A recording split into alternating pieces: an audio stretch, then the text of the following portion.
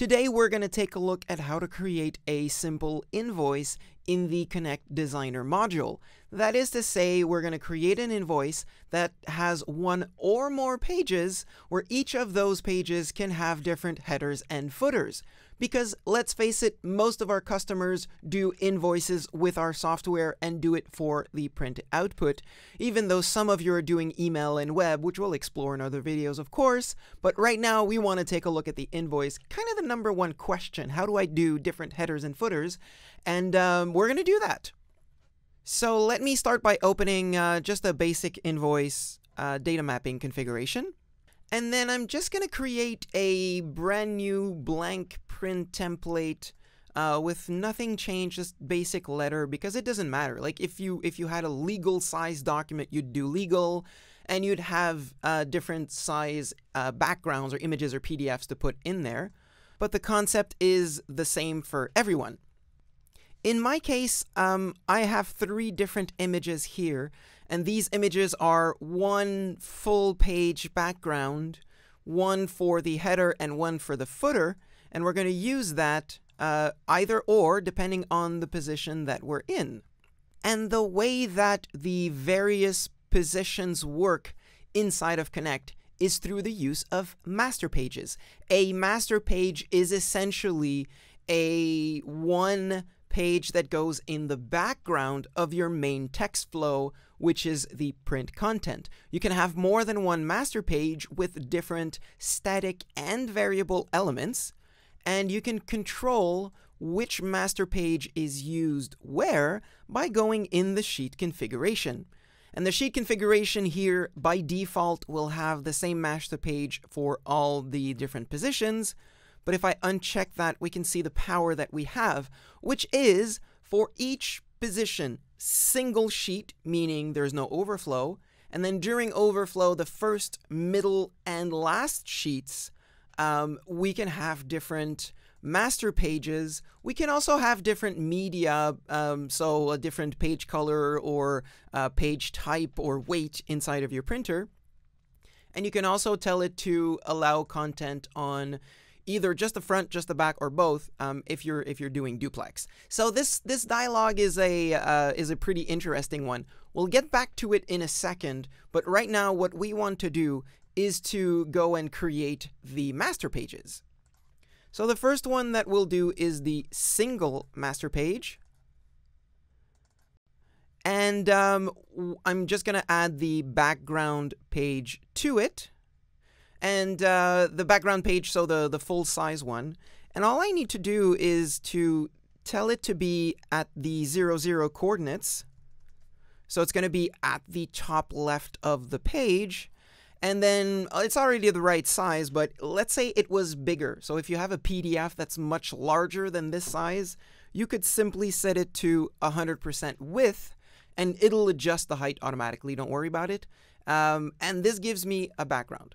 If I go back to the print section, it is right here. So when I put in text flow, let's say I created more than one page. So lots of pages, lots of lines. Okay, so now we see that it did create a second page, and that second page has the same background. So this is for use of the single master page. Now, you might notice that my text is on top of the header, and it's also actually technically in front of the footer here. So what I want to do is to adjust the various margins, so the top and bottom header and footer margins. And by default, they're 10 millimeters, so I think if I do 50 and 50, this will change, and you can see that our main text flow, so it's a little too big here. Let me just readjust it. That's what happens when you do things live. A little better here. Okay.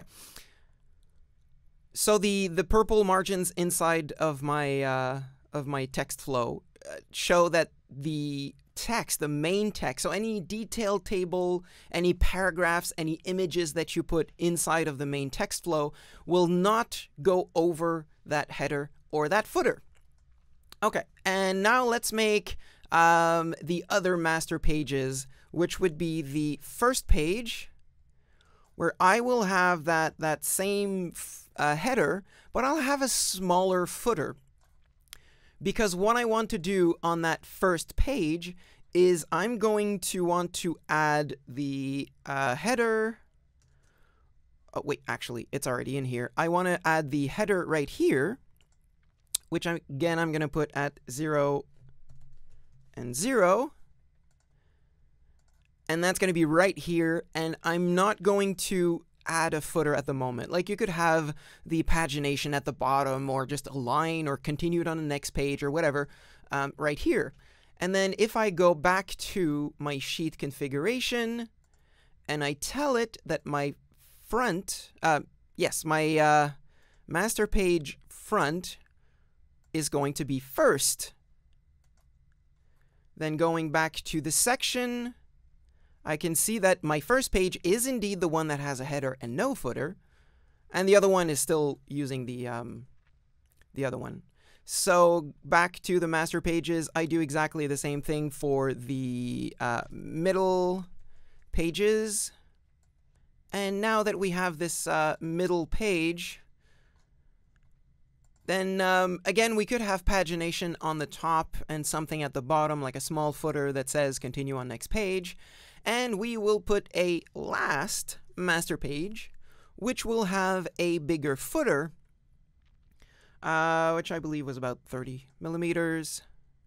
And because we are at the bottom and not the top, I'm just going to add a position box here that I can put anywhere, put the footer in there, and just move it down right here. There is a better way to do this, but for the purpose of this demonstration, we take small shortcuts. So now when I come back to my section, and I go back to the sheet configuration, our single master page, or our single page documents will use the single one, and then we'll use first, middle, and last. Now, of course, if your document only has 2 pages, it's going to use the first and then the last. It's going to ignore the middle. And if your document has more than 3 pages, it's going to be first, middle, middle, middle, middle, middle, last. So back to the document, if I create another page, I force another page to be created again. Come on, you can do it. Now I'm going to have these 3 pages, which is first, middle, and last. So I'm going to delete everything here, and I'm just going to add a couple of static elements just to show you what it looks like in a real implementation. So columns are going to have 2 here and 1 body row, just to put some standard elements in here in my table. So you know how this goes. Let me just fill this up for a second. I'll be right back. Okay, so I have a bit of header information, and then I can add the detail table, details, like this. Select all of them just to show you.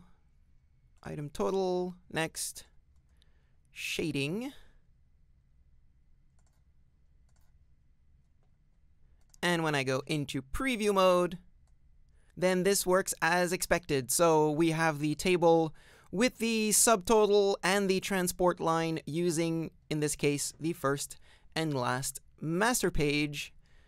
And if I have some with less details, such as this one, it's going to use the single. And this concludes today's Connect with Evie. I hope you learned something new today. If you have any questions, comments, or anything you'd like to hear about, please don't hesitate to sound off in the comments below. Thumbs up if you like the video, subscribe if you want to be aware of any new videos that come out. And as always, see you in a few clicks.